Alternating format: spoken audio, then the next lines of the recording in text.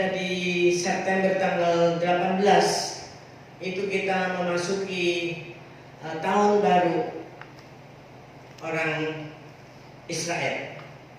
Yang disebut tahun ini adalah P Alef 5781. Saya hanya akan menyinggung sedikit supaya kita tidak ketinggalan. Di situ kita diingatkan kembali dengan simbol mulut. Artinya dua hal tentang mulut. Mulut kita biarlah kita pakai hanya untuk mengucapkan hal-hal yang baik dan benar. Hanya menyampaikan berita-berita yang menyukakan Tuhan dari pihak kita. Lalu yang kedua adalah mulutnya Tuhan. Kita dengarkan dengan baik kata-kata, firman, janji-janji, nubuatan yang datangnya dari Tuhan. Kita tangkap itu sebagai suatu tuntunan buat kita masuk di dalam tahun baru P Alef ini, supaya kita mengalami berkat-berkat baru. Jangan tidak percaya, saudara, dengan apa yang Tuhan janjikan. Seringkali kita cocokkan itu dengan kemampuan pikiran kita sendiri, sehingga tidak cocok-cocok. Kenapa pandemi COVID-19 sudah dihadik, tapi sepertinya makin banyak? Sedangkan kita semua mendukung atau beriman yang sama ketika hamba Tuhan menghadik. Nah, kalau belum, ya tentunya tidak sejalan bersama-sama. Ya, mari kita fokuskan mata kita tertuju kepada mulut Tuhan. Tuhan lagi ngomong apa ini, saudara? Jangan pandang pandeminya terus. Kita pandang janji-janji Tuhan ke depan. Karena itu yang saya alami dan saya lakukan. Dan saya dalam keadaan selalu baik-baik saja. Dan Tuhan memberkati saya. Amin, saudara. Baik, mari ya. Bulan Oktober ini kita kembali mereview tentang 4 pilar kita. Mungkin sudah lama, sudah agak-agak lupa ya. Di Pondok Gede Plaza ini kita punya 4 pilar. Yang satu pertama adalah prajurit, 2 unity, ketiga bertumbuh, dan 4 melayani. Hari kita kembali ingat pilar-pilar ini tidak akan kita tinggalkan, saudara. Dan kita gabungkan terus, gandengkan terus dengan setiap momentum-momentum baru. Mari kita lihat tentang prajurit. Prajurit adalah pejuang. Pejuang harus ada yang diperjuangkan, harus ada tantangannya. Artinya sesuatu yang kita perangi.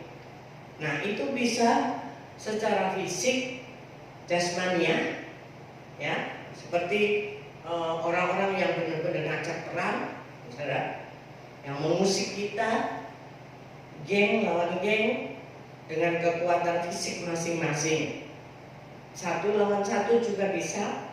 Di jalan tersenggol sedikit, mata melotot, berantem, celurit keluar. Itu banyak terjadi sekarang ini. Itu peperangan secara fisik. Nah, juga ada peperangan yang secara roh. Nah, ini yang perlu kita perhatikan. Karena banyak hal sekarang ini datangnya secara roh yang kita tidak rasakan. Itu memerangi kita, menekan kita. Tapi kita nggak sadar, sehingga akhirnya yang muncul adalah hati yang gelisah. Yaitu roh-roh kekhawatiran, roh ketakutan, roh sakit penyakit, pandemi, yang semua datang bertubi-tubi, saudara. Membuat kita bilang, aku nggak kuat lagi. Buat apa gereja-gerejaan, apalagi gereja sekarang di rumah? Buat apa beriman kepada Tuhan? Toh semuanya terus terjadi. Nah, kalau itu yang kita pikirkan dan ucapkan, maka P Alef tidak terjadi. Karena mulut kita harus mengucapkan hal-hal yang baik, yang positif, yang membuat orang lain diberkati. bersama-sama dengan Roh Kudus Pentakosta ketiga, kita harus keluar sebagai pemenang di dalam setiap peperangan-peperangan kita, baik jasmani maupun peperangan-peperangan roh kita. Dan itu pasti bisa karena Allah beserta kita. Amin. Itu pertama, unity. Prajurit.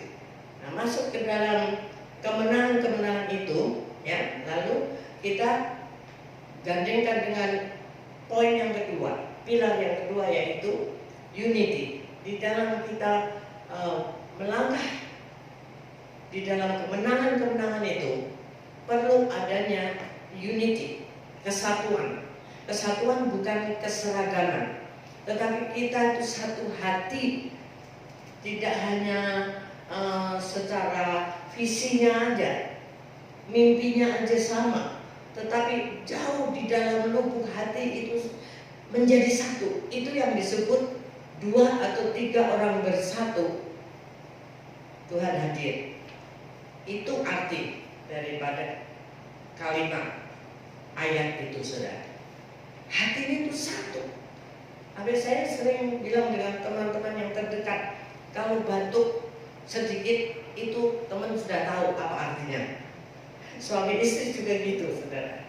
Sampai seperti itu harusnya kesehatian itu, ya kalau suami itu sudah tahu artinya. Kalau batuknya 2 kali, tahu artinya yang lain lagi. Itu contoh aja. Jadi unity ini sangat penting dalam segala hal, baik di dalam rumah tangga, di dalam kita bersama-sama di masyarakat, di mana saja kita bertemu dengan manusia.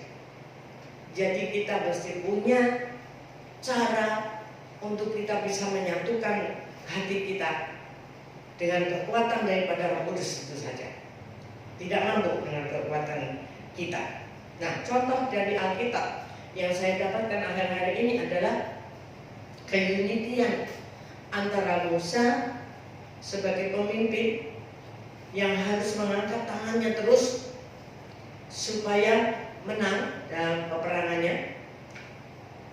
Tapi Musa capek secara manusia dan dia ditopang oleh kakaknya Harun dan Hur. Saya baru jelas bahwa Harun memang kakaknya, tapi Hur ini adalah kakak iparnya, saudara. Suami dari Miriam. Jadi kedua orang yang menopang Musa ini adalah orang-orang yang lebih tua. Secara hierarki keluarga dia kakak, masih lebih tua, ya, daripada Musa. Tetapi mereka nggak menolak untuk bersama-sama unity, tetap menghargai Musa sebagai pemimpin. Itu sebabnya peperangan dimenangkan. Haleluya. Ya, itu aja saya dapatkan rema 1 di minggu yang kemarin ini tentang keunitian adalah contohnya seperti Musa, Harun dan Hur.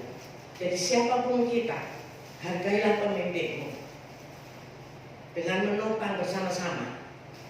Walaupun engkau mungkin lebih tua, walaupun mungkin pangkatnya lebih tinggi, lebih senior dan sebagainya, lebih kaya, lebih dipandang orang, tidak peduli, ya. Tapi kita harus satu, dan satu kesatuan ini dibumbui, diurapi dengan kuasa Allah, jadilah kekuatan yang dahsyat.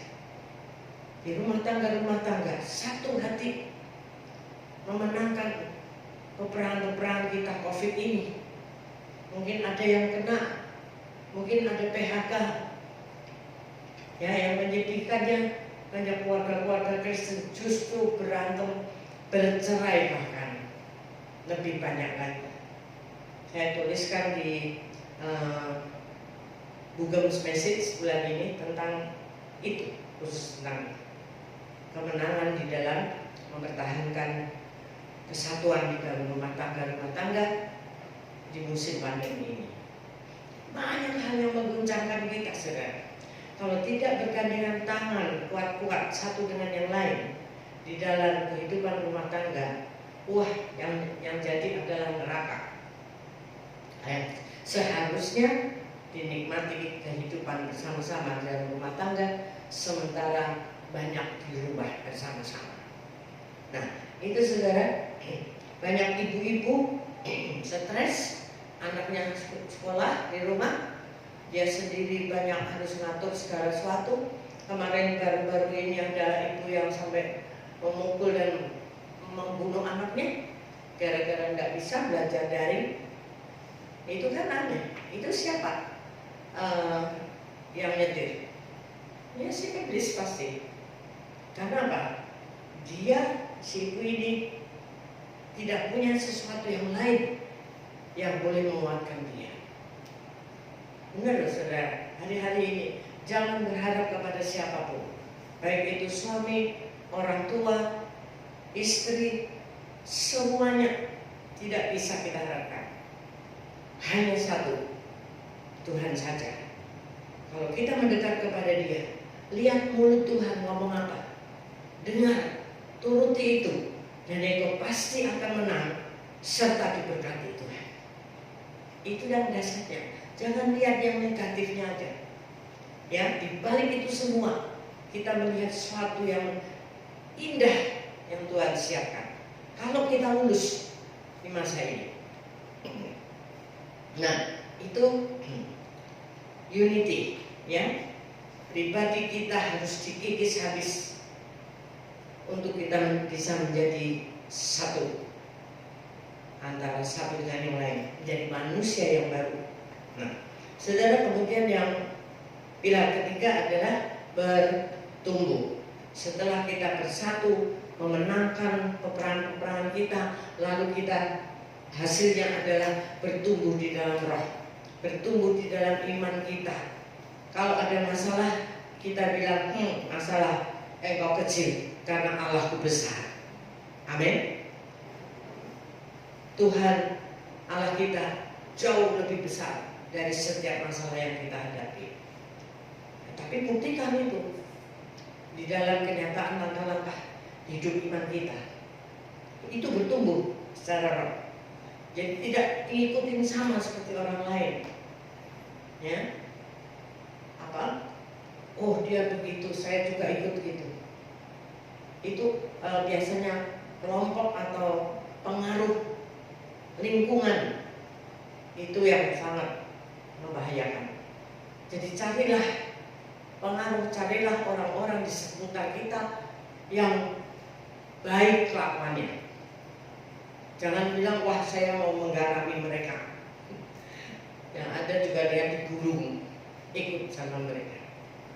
Ya, pegang Tuhan terus dan jadilah terang di dalam kegelapan, tapi tidak terlalu dalam ikut di dalam kelompok-kelompok orang-orang yang tidak benar. Dan akhirnya menuju kepada poin 4 atau pilar keempat, yaitu kita melayani Tuhan. Tidak mungkin kalau kita sudah bertumbuh, kita sudah menang, kita sudah unity, terus kita diam-diam aja tidak melakukan apapun bagi Tuhan, itu nggak mungkin. Mulut kita pasti nggak bisa diam. Bukan khotbah seperti ini, tetapi dimanapun kita berada, kita cerita tentang pertolongan Tuhan, tentang kebaikan Tuhan, tentang berkat Tuhan, mujizat-mujizat yang terjadi yang kita alami. Karena lewat peperangan tadi, prajurit sudah muncul sebagai pemenang, bahkan lebih daripada pemenang. Nah, itu yang kita ceritakan. Nah, kalau nggak ada itu, ya nggak ada yang diceritakan. Ya, di dalam melayani hanya dari mulut saja, tidak ada contoh teladan dari pengalaman hidup kita. Untuk pelayanan kita cuma seperti gong yang bergemerincing, tidak banyak menghasilkan dampak atau buah. Nah, saudara, mari kita harus ingat kembali 4 pilar ini, kita bawa terus dalam kehidupan kita, menjadi prajurit dan keluar sebagai pemenang, bahkan lebih daripada pemenang, harus bersama Tuhan. Yang kedua, melalui keunitian, kesatuan yang kuat di dalam rumah tangga, di dalam kelompok-kelompok, ya, di dalam apapun yang kita hadapi di masyarakat ini. munculkan satu kesatuan yang baik, bukan kesatuan ingin menjadi pembunuh. Ya, kemarin saya juga ngikutin ada istri yang mencari kelompok untuk membunuh suaminya. Itu model-model sekarang seperti itu sekarang. Jadi suami-suami juga perlu waspada sekarang ini. Kalau dulu-dulu istri banyak dibunuh, tapi sekarang istri bangkit membunuh suami, saudara. Tapi itu bukan untuk kita, ya, bukan untuk kita, saudara. Itu sudah meleset daripada jalurnya Tuhan. Ya. Jadi hanya Tuhan yang menjadi sumber kekuatan kita. Ya. Unity bersama-sama, lalu kita bertumbuh di dalam Tuhan, dalam iman, dalam rohani. Nah, kalau kita sudah bertumbuh, iman kita tidak gampang goyah melalui masalah, melalui situasi dan kondisi yang ada, tidak terpengaruh. Ya, nah, kita bukan to be influence, bukan dipengaruhi, tapi kita be an influence, menjadi pengaruh bagi orang lain. Itu di dalam kita sudah bertumbuh. Akhirnya kita bisa menjadi pelayan-pelayan Tuhan melalui kehidupan kita pribadi aja. Masa-masa seperti ini kita tidak bisa lagi mau misi kemana, ya, mau bikin acara apa, itu banyak hal yang lebih berbahaya. Tetapi kehidupan kita aja menjadi berkat. Melalui medsos mungkin kita juga bisa bersaksi, jangan malah bergosip, ya. Dan Tuhan bisa pakai itu semua. Kita melihat, kalau saya dengar sekarang banyak di medsos banyak orang-orang yang dimenangkan Tuhan melalui YouTube itu. Ya, jadi jangan mulut kita dipakai untuk gosip, untuk membangkitkan perdebatan-perdebatan yang sebetulnya itu tidak penting. Ya, walaupun antar hamba Tuhan tidak akan memenangkan jiwa lewat perdebatan itu. Dan surga hanya bisa ditembus, dimasuki melalui iman kita, percaya kepada Tuhan, bukan melalui doktrin-doktrin yang kita tonjolkan. Tuhan Yesus memberkati kita. Haleluya. Hanya karena salib Tuhan kita bisa hidup menang, karena Tuhan yang berkuasa yang sanggup melakukan mukjizatnya di dalam hidup kita. Karena salib.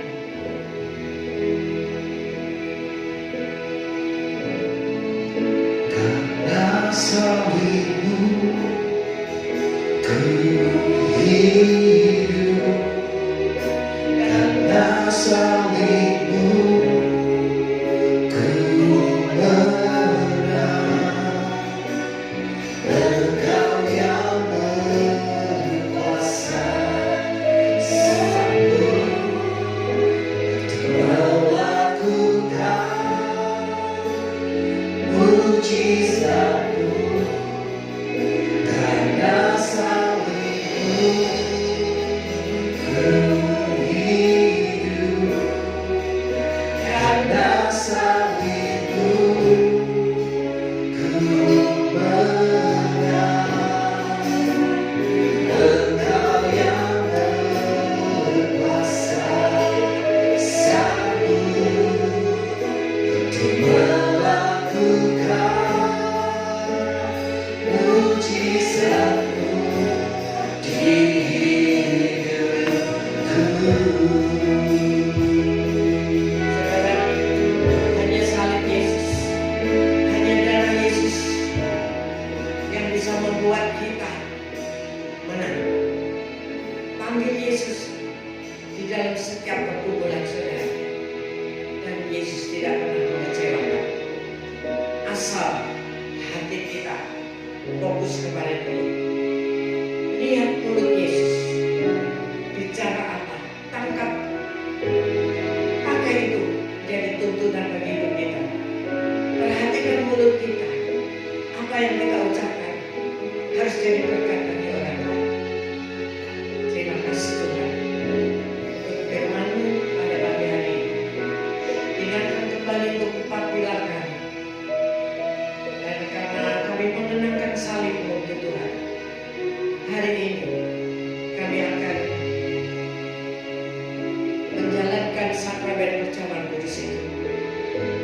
bukan sebagai tradisi kebiasaan di awal bulan, tetapi karena kami mengenal salib-Mu, kami mau menikmati kuasa salib-Mu bagi kekuatan kami, tubuh, jiwa, dan roh kami dikuatkan melalui darah-Mu. Terima kasih Tuhan, terima kasih Tuhan Yesus. Haleluya. Amin. Saudara siapkan hati, juga roti dan anggur untuk kita boleh masuk di dalam perjamuan kudus pada pagi hari ini.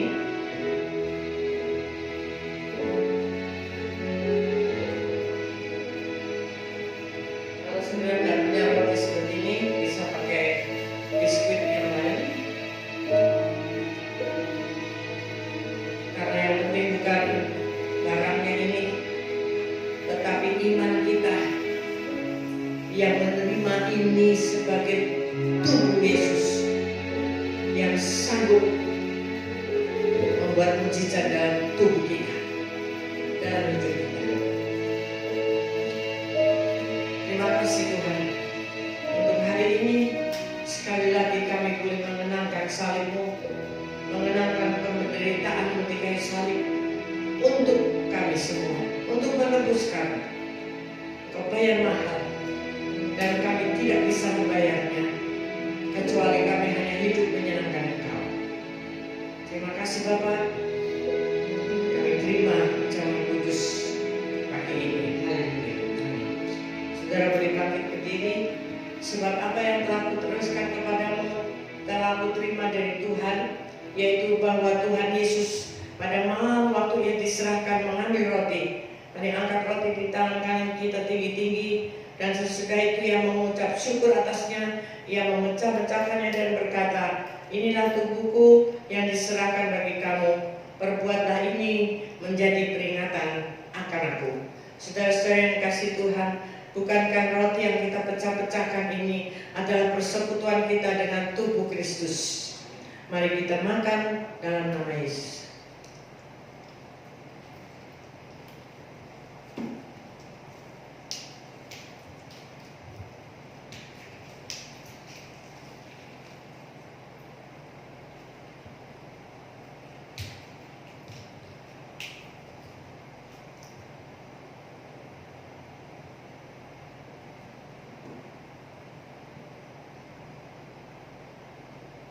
Angkat cawan di tangan kanan kita tinggi-tinggi. Demikian juga yang mengambil cawan sesudah makan lalu berkata, cawan ini adalah perjanjian baru yang dimeteraikan oleh darahku. Perbuatlah ini setiap kali kamu meminumnya menjadi peringatan akan aku. Saudara-saudara yang kasih Tuhan, bukankah cawan pengucapan syukur yang atasnya kita ucapkan syukur adalah persekutuan kita dengan darah Kristus? Mari kita minum dalam nama Yesus dengan iman.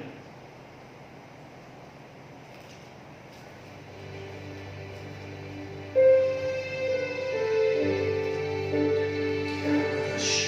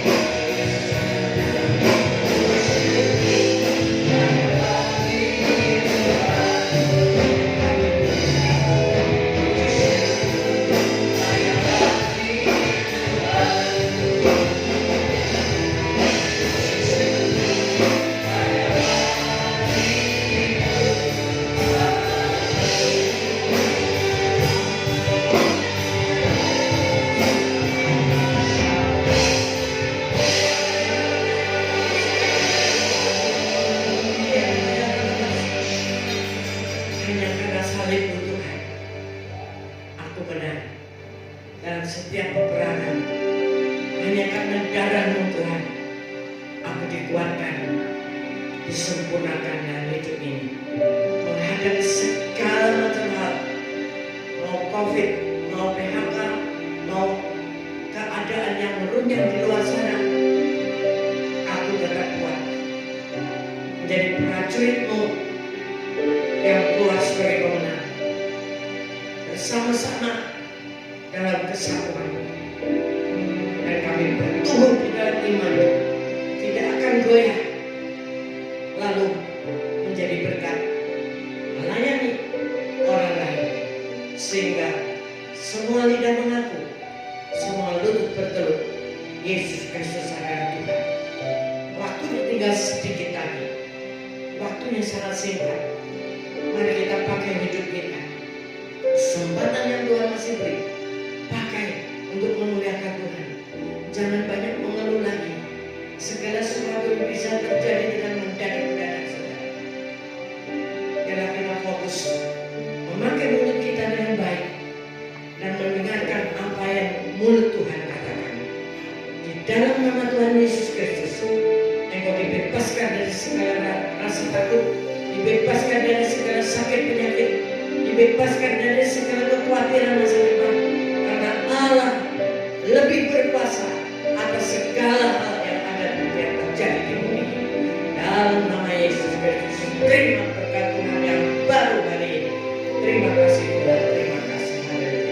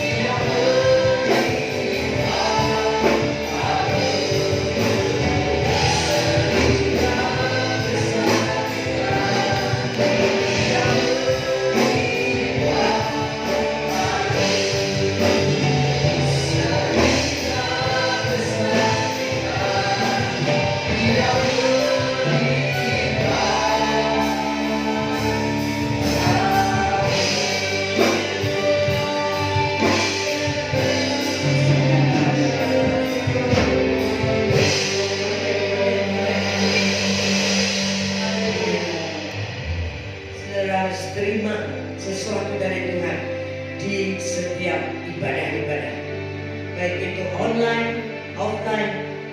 Tarik sesuatu dari Tuhan supaya tidak sia-sia ibadah hanya menjadi tradisi. Sekarang terima berkat Tuhan di hari Minggu ini, yaitu damai dan sejahtera yang berlimpah-limpah, kasih karunia anugerah daripada Allah Bapa di surga, serta terus intim dengan Roh Kudusnya itu menyertai saudara hari ini sampai mana